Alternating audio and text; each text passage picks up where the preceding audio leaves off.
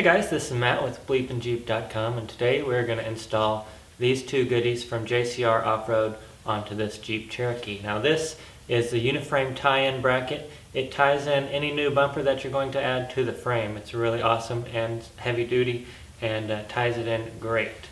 Now this little bracket here is the steering spacer, and it replaces that little aluminum spacer that you've got in there that tends to break all the time. So this is going to be an awesome upgrade as well.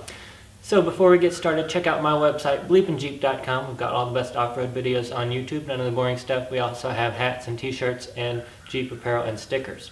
Also check out these goodies, more armor and bumpers at JcrOffroad.com. Alright, let's get started. Alright guys, here's all the parts for your uniframe tie-in kit right here. You also have this spacer for the steering box, and you also get a bag of nuts and bolts to do the job. Alright, so the first step is to remove your front bumper. If you need help doing that, I've got several videos for you. I'll leave those in the description below. I've got one for removing the front bumper. I've also got one for installing the JCR bumper, and that includes cutting the fenders.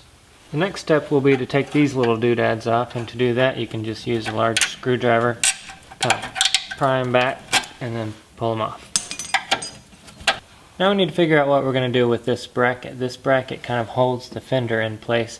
It's not that necessary. Some people take it out completely. As you can see, this piece needs to fit right in there, so it just needs, you know, an 1/8 or 1/4 inch off there to fit that in. I think what I'll do is just take my Sawzall and cut the edge off right here.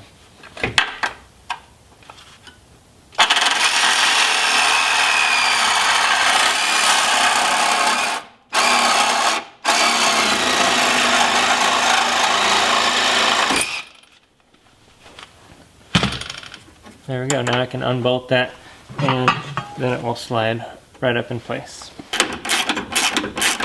Okay, now there's going to be 3 bolts that we need to remove. Here, here, and here. Those are the steering box bolts, and those are 16mm. I went ahead and pre-lubed those on the back side here with some penetrating oil. We'll see how hard that is to remove.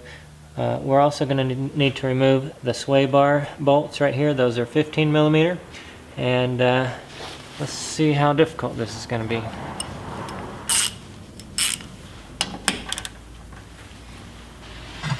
we go.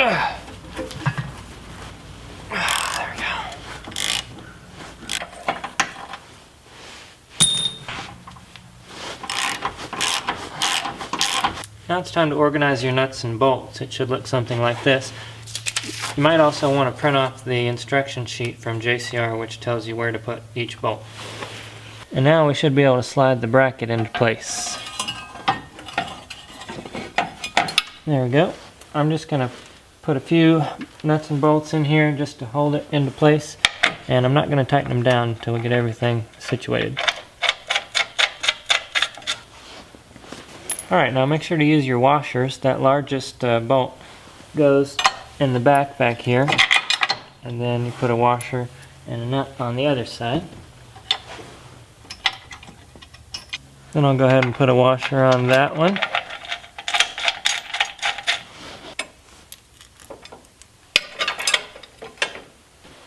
Alright, now I'm going to do 2 things at once. I need to get these 1-inch bolts through here, but I can't really get to the back side to put the nut on because on the driver's side here is the steering box. But I also need to put this spacer on there behind the steering box. So I'm going to move that steering box over, put the nuts on here, put that spacer in, and then move the steering box back, and we'll bolt it back down. Alright, so for this part you'll want to have the key in so that you can turn the steering, or in this case just the pitman arm. And we'll bring that steering box out a little bit. And there's that aluminum spacer, which is a piece of junk, and we'll replace that with this. Now how did that go in there? I have no idea. Okay.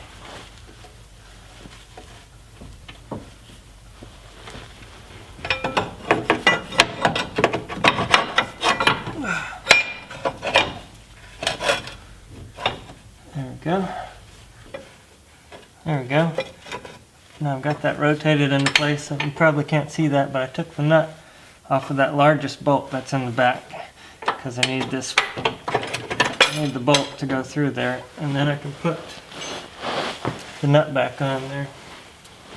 Alright, once you get that back bolt in place, everything else should line up pretty good. Now we got to get the steering box back up in there. Now this is where it's going to help to have a partner or somebody help you out here. There we go. Alright, now it's time to find some blue thread locker, and you're going to put that on these grade 8 bolts, and then we're going to take that and put it through here. Now you want to go through here, you want to go through the spacer and then into the gearbox, so that's going to be kind of hard to do, but let's get it done here.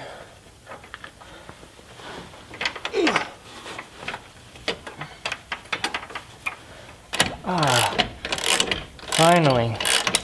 Now, it's not easy to get that bolt started into your gearbox, so especially if you're by yourself. What I used is a jack. I used some screwdrivers for leverage and even a pry bar, and finally was able to get it in there. Now, I just got to get the 2 others. Ooh! Alright, I don't know the torque specs on that, but you want those bolts for the gearbox to be pretty tight.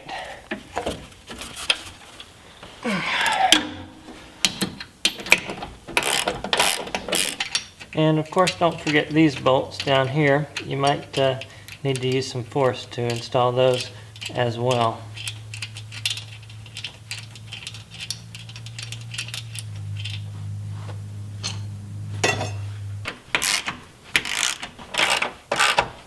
Alright guys, so one more thing to note. JCR did mention that on some 96 models, some of these holes might not line up just perfectly, and in that case you would just take a drill and open the holes up just a little bit. Now this is a 96 and everything did fit like a glove, so I didn't have to do anything like that. Alright guys, after you get all those bolts tightened down, you can take out these 3 right here and then do the same thing on the other side. After you've done this side, the other side is a piece of cake because you don't have that gearbox to deal with. After that, take these bolts out and then you're ready to install your bumper. Alright guys, thanks for watching. In the next video, we'll be installing that bumper right over there. Don't forget to check out my website, BleepinJeep.com, where we've got all the best off-road videos on YouTube, none of the boring stuff, hats and t-shirts, stickers, muffler bearings, and more. BleepinJeep.com. Do check out JcrOffroad.com for bumpers, armor, and more. Do subscribe to both of our channels. Check out our Facebook pages and leave your comments and questions below. We'll see you next time.